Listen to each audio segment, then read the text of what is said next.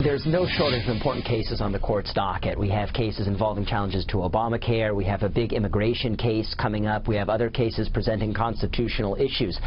From my perspective, I don't think it's likely that they're going to push too many cases, maybe zero, over to the next term. I think from the Chief Justice's perspective, it's important to show that the court can and will function normally, even without a full complement of justices.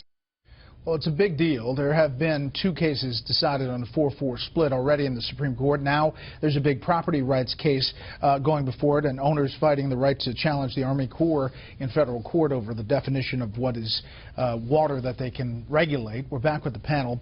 Charles, as this battle over Merrick Garland continues, there are some big issues that are before the court that could get thrown back down to the decision that was done at the appellate level.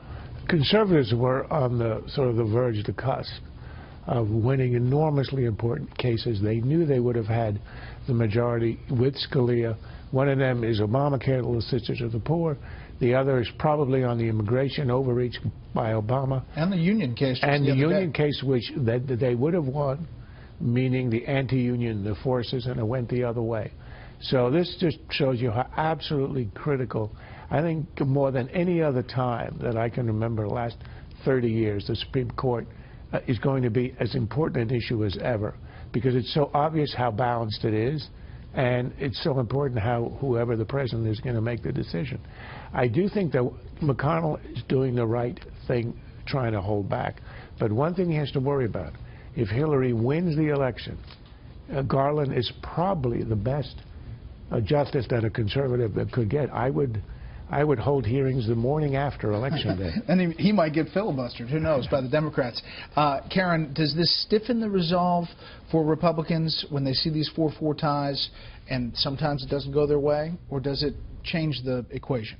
I think it depends on who the Republican is. And, you know, you have seen a number of these senators who are facing tough races this year are not looking like they have such great resolve. And all of a sudden, Mark Kirk has had a meeting with Garland. So I think that, no, I think it's in many ways the opposite, and especially after this case that went the union's ways.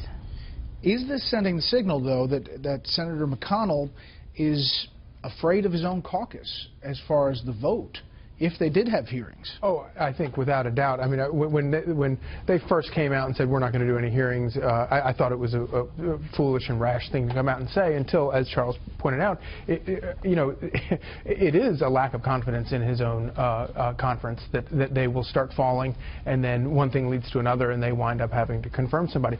But if you stop and just imagine if these were more placid times and the Republicans were unified behind one nominee, this would be a mighty, mighty issue for them. The issue of the Supreme Court has always been something that Republicans have been very good at using in presidential elections. It is usually a real barn burner part of the stump speech for the Republican candidate, and we'll see if that works this time. But they're going to have to get their party together pretty quickly to do Down that. the road here, does it crack? Do they eventually have hearings? No. No. I don't think so. There you go. That's it for the panel.